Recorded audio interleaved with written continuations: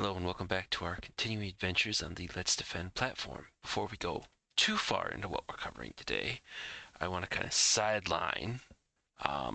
Somebody was actually a mad enough lad to go through and buy me an actual coffee. So I don't call it out. Just like I probably should go through and like do the whole like and subscribe X aspect to the YouTube grind game. But at the end of the day, I'm not really doing this to get rich or famous. It's an attempt to give back to the community.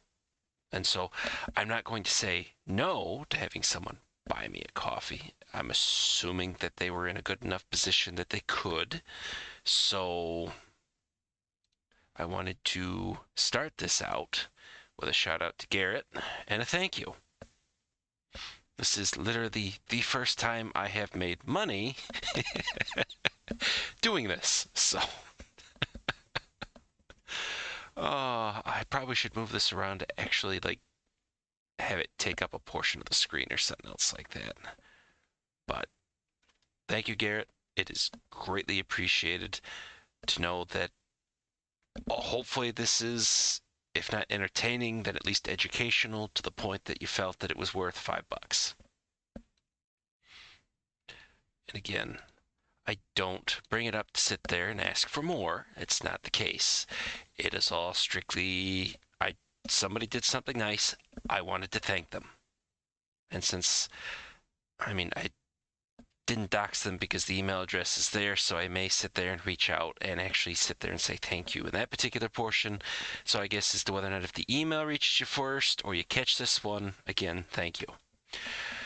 Now, we are continuing on Let's Defend. They've released a couple of other exercises. This is underneath the IR path. So it looks like we've got a RDP brute force detected, and then of course the big thing that's been all in the news for like the past month, the 3CX DLL sideloading. And we are going chronological, which means we're going to tackle the SOC176 RDP brute force detected exercise.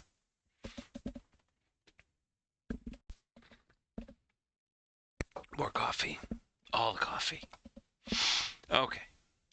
So let's see. This is March 8th of this year, 10:32 a.m.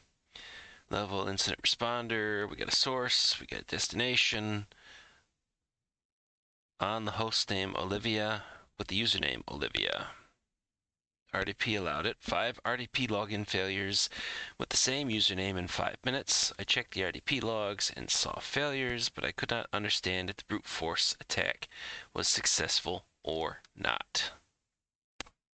So again, we're taking this as a incident responder, and the SOC analyst has gone through, done the needful, and kicked this up to us. So the whole aspect is we're going to go through and we're going to take a quick look into anything else and see what our perimeter logs give us. I'm assuming there will be a VM that we will jump into, that this is just something that we can't actually ascertain without jumping on the actual host. But let's exhaust everything else before we go trapezing onto the host itself. And I am just adjusting the logs in the background, an aspect that you don't get to see, but it's basically just copy and paste, so I can sit there and take notes from this aspect. Okay, so then we are looking for actual activity. So show me everything that involves supposedly the Olivia destination, which looks like it's all the same set of traffic. Raw log, raw log, raw log. Well, I mean, that kind of makes it easier to an extent. And then destination port 3389 is the standard Windows RDP port. I'm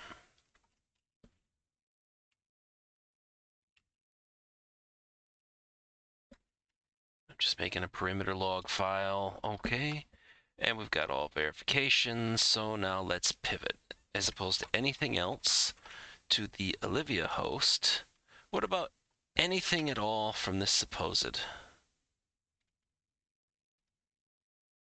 That seems to be just singularly or singled out and targeted. Okay, so I mean, the worst case, we just have to isolate one workstation, get it nuked and paved, and rotate Olivia's creds, theoretically. We don't have to sit there and look any further, although we may have to internally. If Olivia's machine's been compromised, then that could have been the beachhead to then pivot to other systems and workstations. So, okay, I guess we'll have to figure that particular aspect out.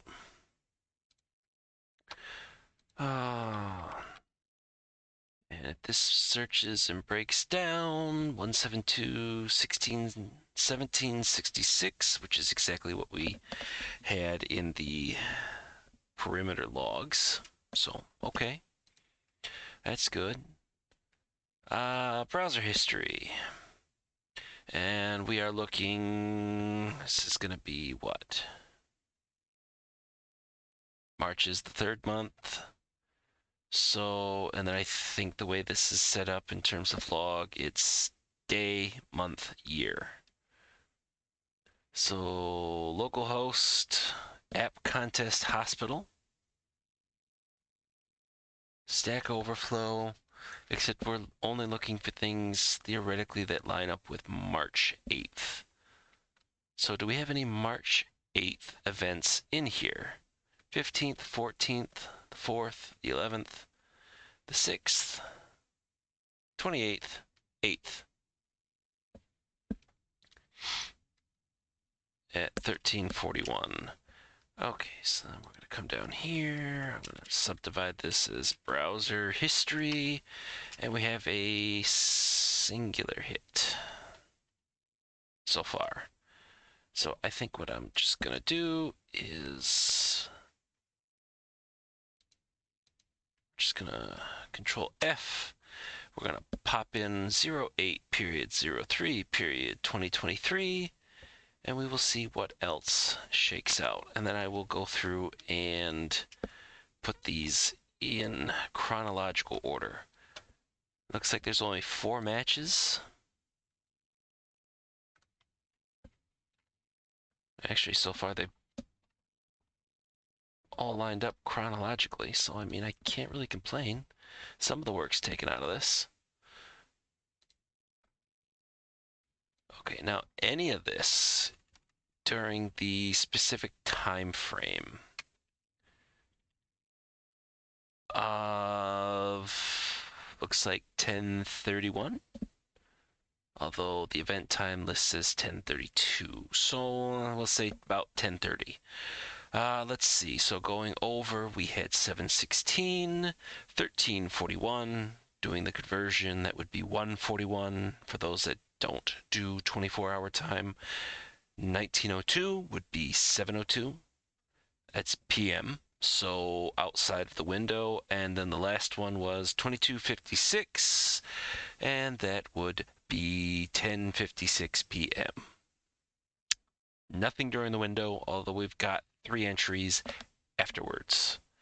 A collab.research.google.com, a thaimusicclips.info hit, and a udebug.com link, which, as it sits, isn't really a whole heck of a lot. Command history, we don't have anything.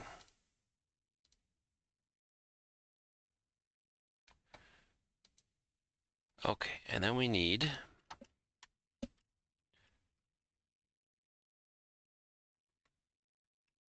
another section called network connection. So I think I used to just call it network log, but okay, and it looks like this is going to stand out to be roughly the same.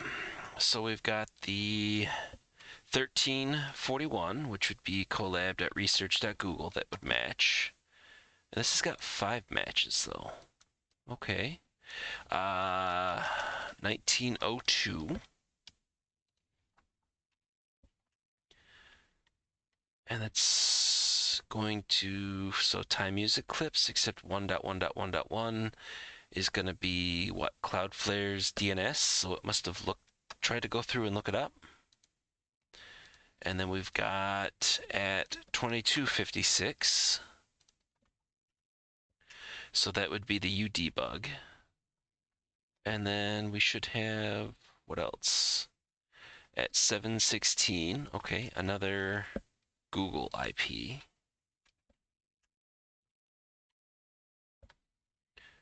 And then we should have one last one at 1031.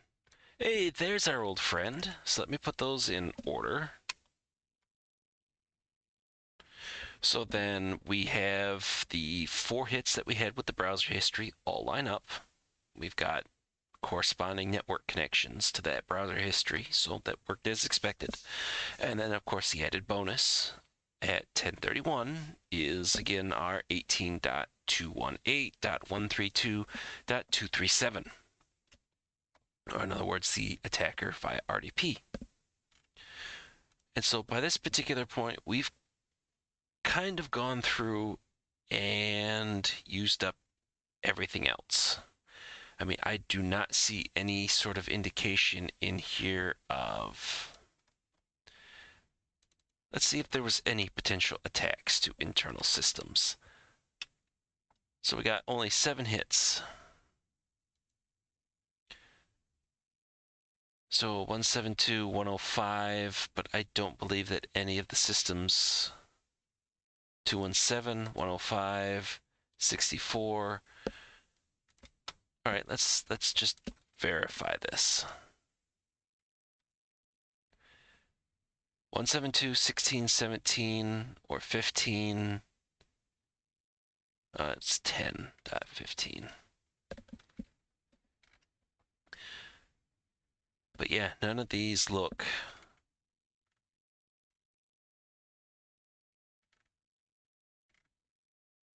like any of the internal systems that we observed. So at least from this particular aspect, from what we can gather for what network connections have been sent into the system, I mean, it doesn't look like there's been any sort of pivoting action that we can see network traffic related. Although I guess what I could technically do is... And yeah, so 3 hits, one of which is in the background. Background. Yeah, so. And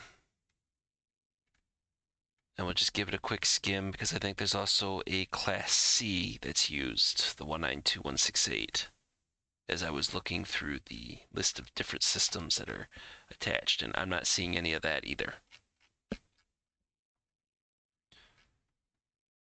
So we don't have any evidence of communications from Olivia to anything else internal. So this is looking better, maybe. Oh, okay. Oh, nice. It's been a little while since I've done one of these. I don't remember this being added previously into the process list to just immediately go and bring up virus total. But I mean, bravo. I mean, a lot of the different tools that you'll end up using in a professional capacity, especially if they attempt to emulate as much of a single pane of glass as possible, you'll have these pop-outs as well. So this is nice to see.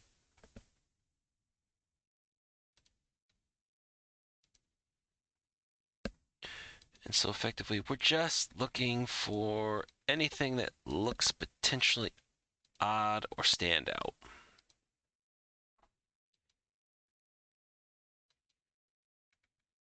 As we dig through these things.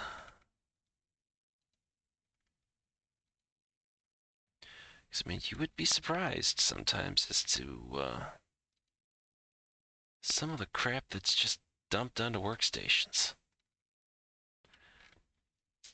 Yes, I'm not seeing anything in process list that immediately stands out. I mean, we're not seeing two SVC hosts or one of them being misspelled. Everything looks, at first glance, to be kind of what you would expect.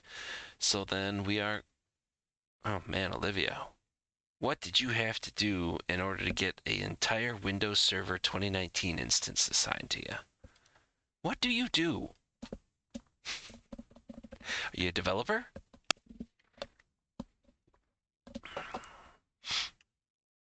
Better not be an accounting person. Finance. It's like, no, you don't need access to a server, much less you don't need to be sitting there and web browsing on a server.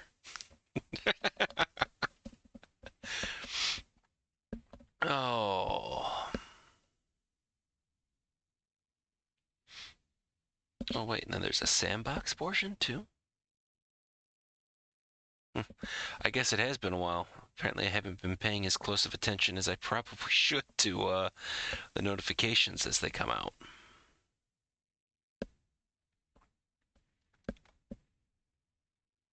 All right, so while we're waiting for this to spin up, I suppose what we could do is let's go and give this the general once-over.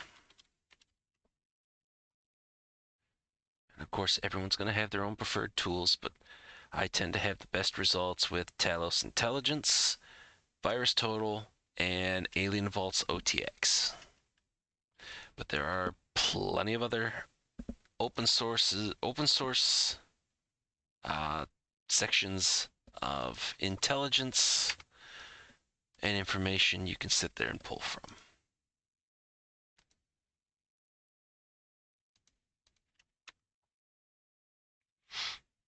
All right, so who's got something good for me? Come on, known baddie.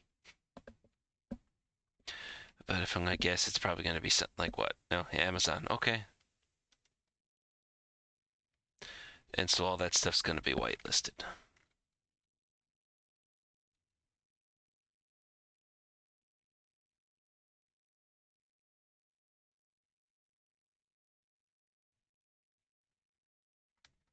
Hey, there we go. Maybe, possibly.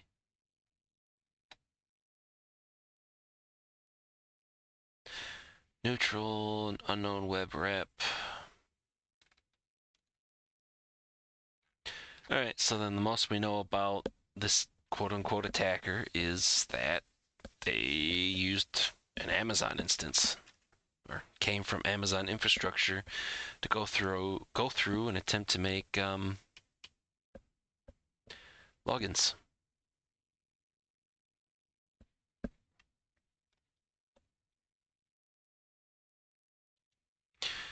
And we are still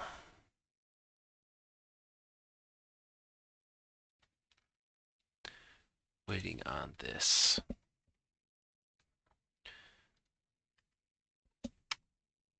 So while we're waiting, and I will include the link in the description. But so if I just for a quick refresher, for RDP logins, I found a article from sysadmin point. Pretty much how to view RDP connection logs in Windows. Simple enough. So it looks like effectively we are going to look for event 1149.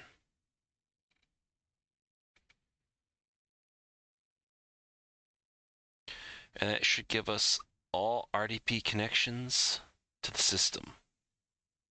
So we'll have username, domain, so on and so forth. And then we are looking for either it being successful or unsuccessful as this goes through.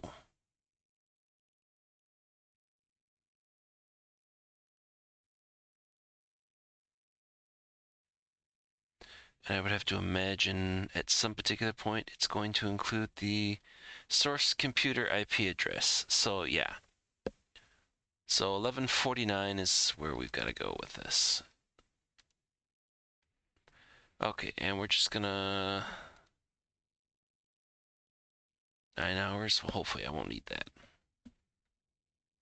Okay, so we'll go into a new tab. All right, so all we are doing is just going to event viewer.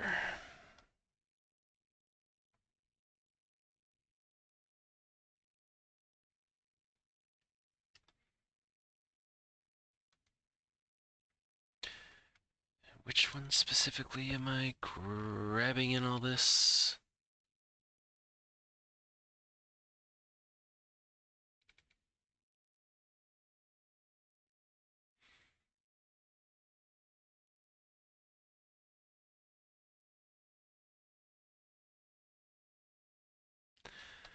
Oh, no. It's gonna be so applications and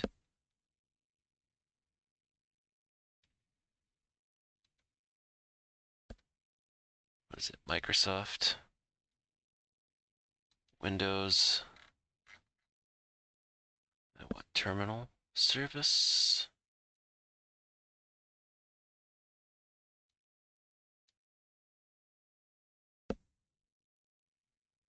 Terminal service, remote connection manager. And we're looking at the operational. And then we're going to go and apply the filter. We only want to see 1149. And then we want to go by date.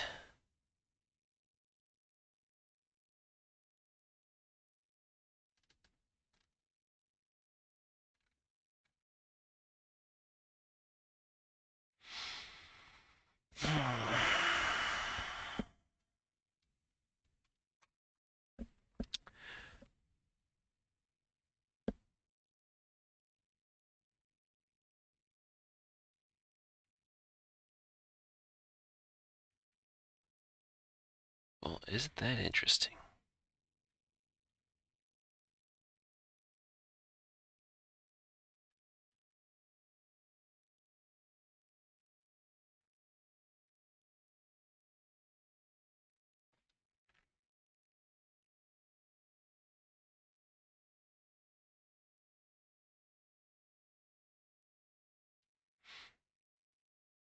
That doesn't give us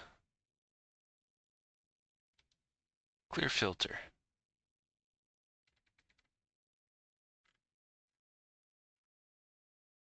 All right, so we got to go further down. And then we see these listener TCP received a connection, but yet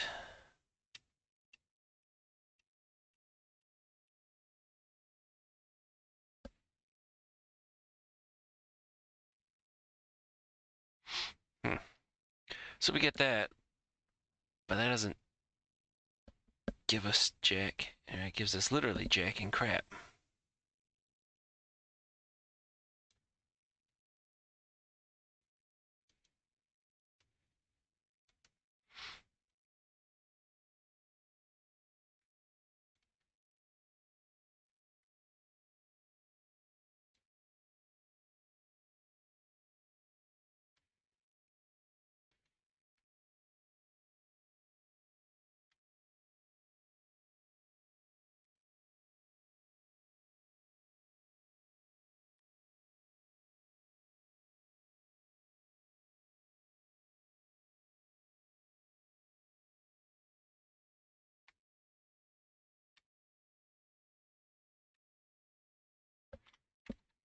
What's going in the metaphorical wrong direction?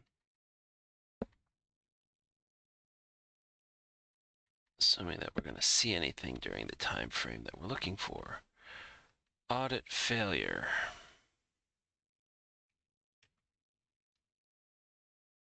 An account failed to log in. Bad username or password. But that does give us what we were looking for. And then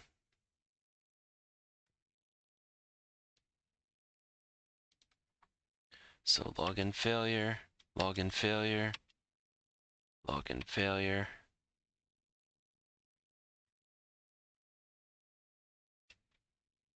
And then they're shutting it down.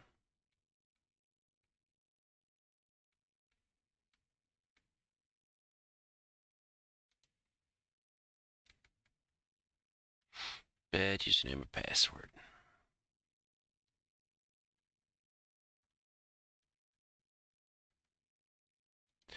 So effectively, it was 5 times, and then we don't have it followed up with a successful login.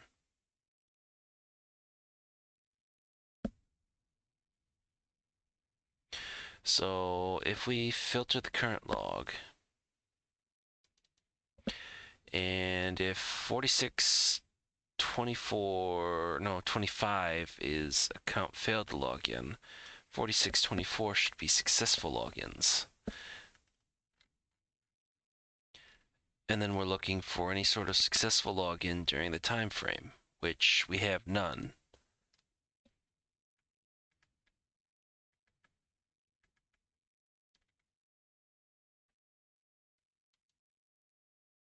So successful login before the time frame in question, but then we see the 5 that just generated nothing but the failures.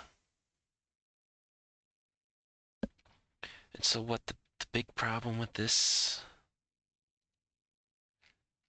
go back to the L1 note. I checked the RDP logs and saw login failures, but I could not understand if the brute force attack was successful or not. So then you'd probably want to talk to the L1 in regards to, verifying that the 5 attempts were 4625s and failures, and then 4624s would be success.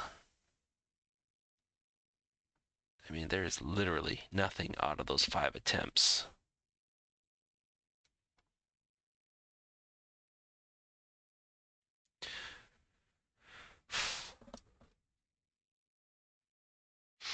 I wish I knew what password they attempted to go through and use, and obviously not wanting to know the end user's password, but like, hey, yeah, these, there are different or slight modulations of one particular password or something else like that was used. Has this been something that's been in your rotation? Apparently it's well known. We need to have you rotate your creds, anything that's even remotely based on that, just to get away from it.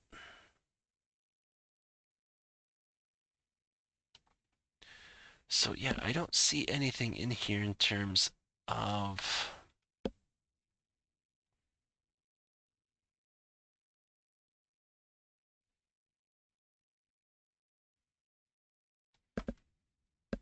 any sort of successful login.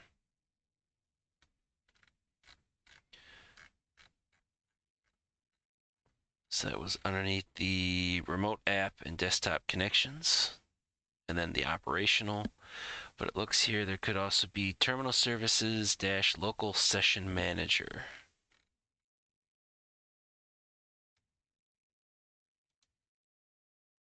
And operational. I'm just going to cover all my bases on this one.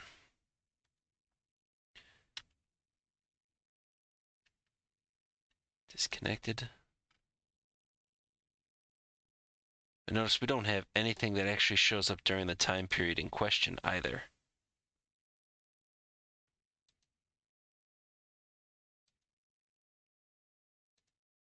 So that what logins that were there and sessions that were there were perfectly fine. But then we don't have any sort of new session being stood up during the time period. So yeah, all this stuff here just seems to indicate that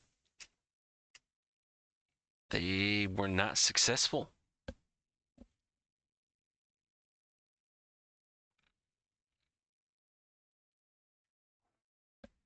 Excuse me.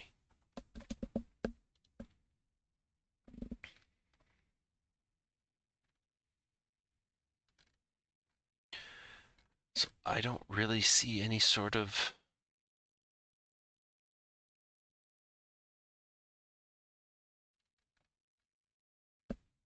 don't see any sort of anything that would be any sort of reason for concern, at least that I can see. Although I'm willing to be proven wrong.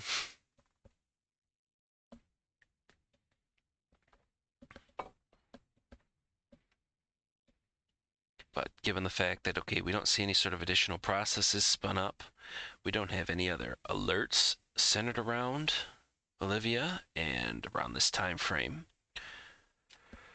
much less anything else, I would say fairly confident that there's not really an issue here. I suppose if we want to be extra safe, I mean, again, the question is, why are we allowing outside or direct internet connections to RDP into this particular box? That doesn't seem to make a whole lot of sense. Pretty much want to have that as locked down as possible just to prevent situations like this from occurring. And go just straight allow list for, I mean, realistically, assuming this would be stuff that would be on-prem, you'd want VPN connection to be established beforehand, and then you can go through and try to do RDP, but not something that, I don't know why it would be configured just to allow you to RDP from the internet into.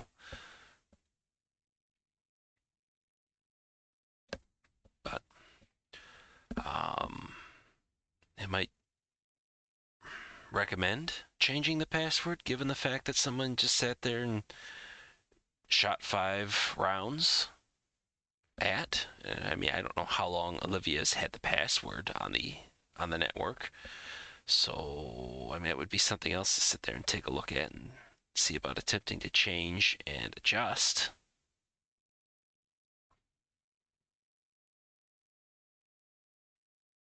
But yeah, I don't really see anything in here that makes me that concerned. I don't really see that there's any sort of need to request containment because it doesn't look like there was a successful login during the time. So, okay, let's go back. And we'll go ahead and take ownership.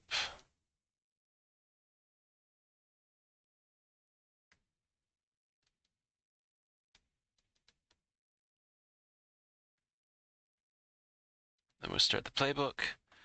Alarms escalated from Tier 1 to Tier 2 should be caused by a truly harmful event, but escalated alarms for Tier 1 analysts are not always true positive due to technical inadequacy, faulty incomplete analysis, or authorization problems. Before initiating incident response processes, please verify that the alarm from the Tier 1 analyst was caused by malicious activity. Well, attempted malicious activity, but there's no indication that they were successful. Find the device in the alarm details and connect if necessary. Been there, done that. Got the t-shirt. Check the source IP address. Is the IP address internal or external? That's Amazon, so that's external. Is the IP address marked as suspicious in threat intel resources? Well, okay, we looked at the 3.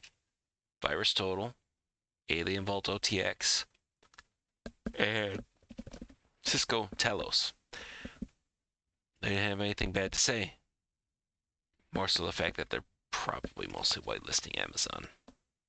Or could have been some end user that actually had no maliciousness in mind, but just RDPing to the wrong box, or attempted to RDP to the wrong box.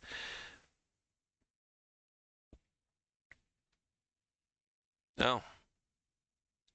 Sure, let's take a look at that. And I don't think I did abuse IDP, but I suppose I could include that in the rotation since they were so kind to give me a link straight to it.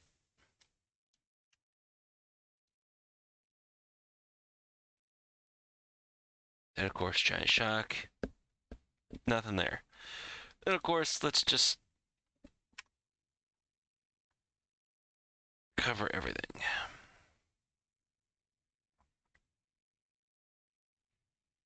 Well, that would be March.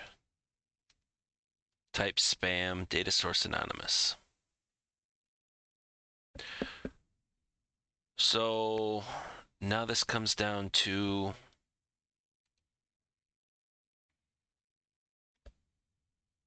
is it marked as suspicious? No, it's marked as spam.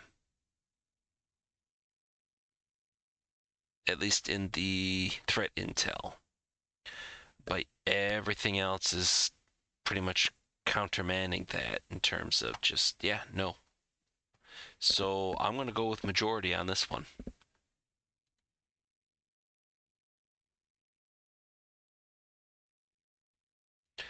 Okay, traffic analysis. Search the attacker's IP address in log management, which we've done. And we looked at it both ways. We looked at the Amazon IP and we looked directly at the worker. Well, technically, I guess it's server since it's running Windows Server. The server IP address. And those are the only things that were caught communicating. So, is there a request from the attacker IP address to the SSH or RDP port of the target server? Yes. Indicated Amazon server RDP port.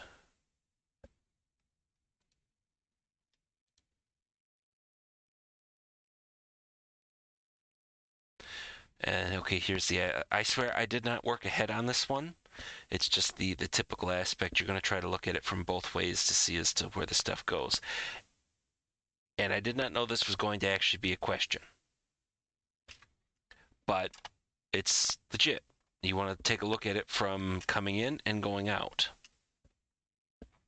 And having looked at this both ways in the perimeter, this is it's only Amazon to Olivia, Olivia to Amazon in terms of responses back. So there are no multiple servers clients as the target.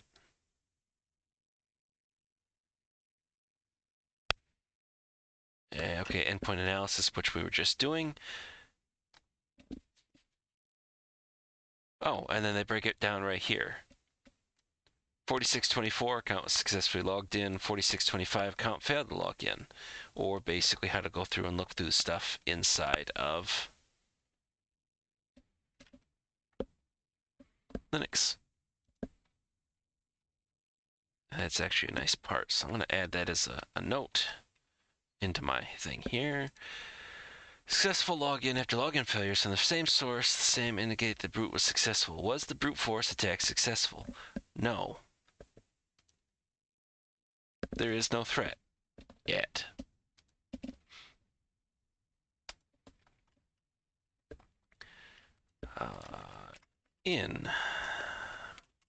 Investigated the attempted RDP brute force and found no evidence to support that it was successful. Do recommend the system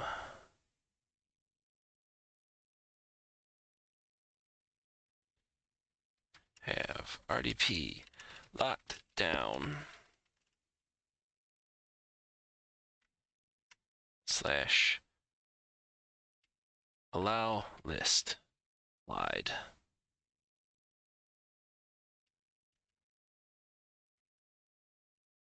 Enforce VPN. Well, that would probably be enough with that particular portion. Also, suggest password rotation out of an extreme abundance of caution. Finish the playbook.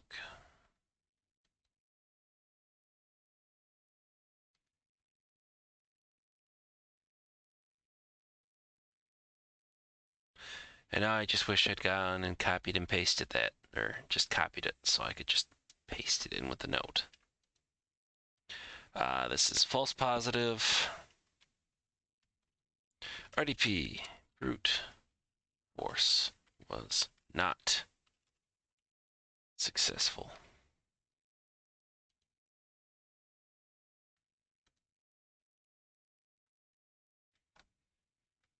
All right, so did I? Oh, okay. I'm like, wait, was there an actual successful login staring me in the face? I just saw that red there for a second. I'm like, oh crap.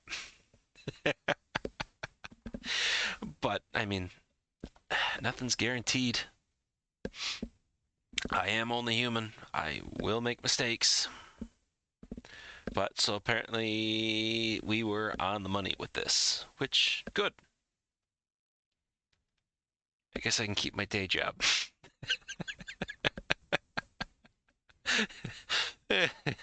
Oh, cripe. Okay.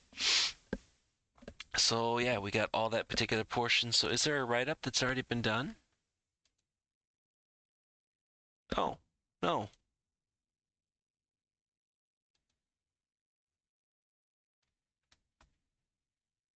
Oh, and this is to go into the Discord. Okay. Well, I've already got. Well, okay, I don't have it open, but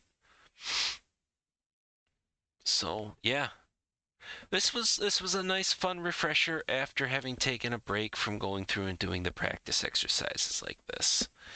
I mean, because sometimes you just have to go straight back to basics in terms of okay, grabbing the actual logs from the systems themselves and going through and trying to make a determination. I mean, as to whether or not if you're just grabbing the logs and then trying to use something like Deep Blue CLI or Chainsaw to try to hash the stuff out on top of just digging through them yourself. But I mean, okay, we didn't use Deep Blue CLI, we didn't use Chainsaw, we just actually looked on the system itself to go through and tell us. But I mean, sometimes you just gotta go back to basics.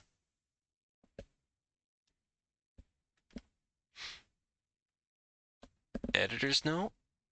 Is this something new or?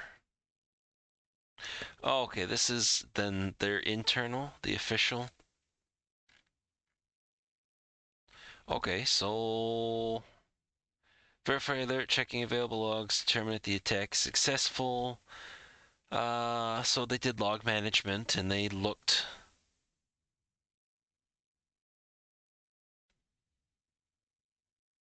Huh, they have a different looking. Oh, they're actually using the filter, whereas I'm just searching just straight in the search box. I mean, I guess either which way works, but okay.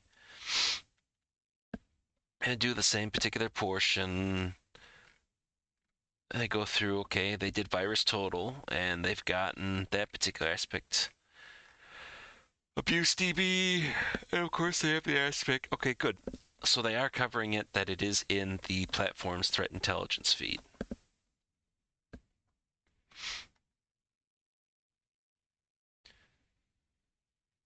And they're looking at it from the current day that virus total and abuse DB sits there and says that yeah, everything's fine currently. And of course, this is March 1st. Initial access, they go back to the attempted logins, and then they're doing the same exact aspect. Although they're jumping straight to the security logs as opposed to going through and trying to take a look at like terminal server or remote app, remote desktop sections. And then they're just doing this straight filtering 44 or 4624, 4625, and then looks like trying to go through and yeah, so then they're looking at the failures around the time frame that was established, roughly 1031.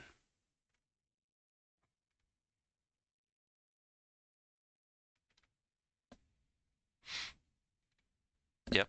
Okay, Olivia, and then of course the source IP.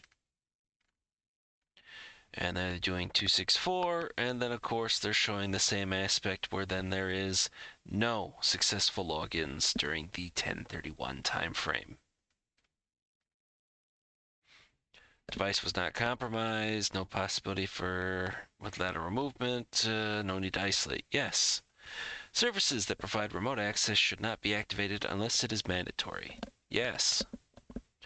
If SSH RDP services need to be open, they should be open to certain people with a whitelist method. Yes. I mean, for most corporate environments, RDP is not something that's forwarded from the perimeter. You would connect via VPN, and then from that particular aspect, you would go through as to whether or not you're connecting to a jump box that then allows you access and insight into whatever your job functions are, or if you are directly RDPing to the machine that you theoretically should control. Like Olivia should own this Olivia Windows 2019 server.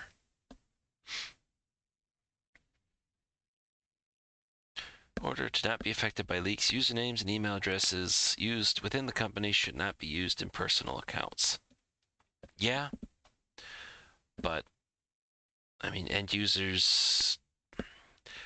What was it? I think it's been a couple of years now. People would actually give away their work password for like a chocolate bar. Ergo, proving that humans are the weakest link. Oh, and then they got actual stuff broken down by MITRE. Initial access, valid accounts, the artifacts, yeah.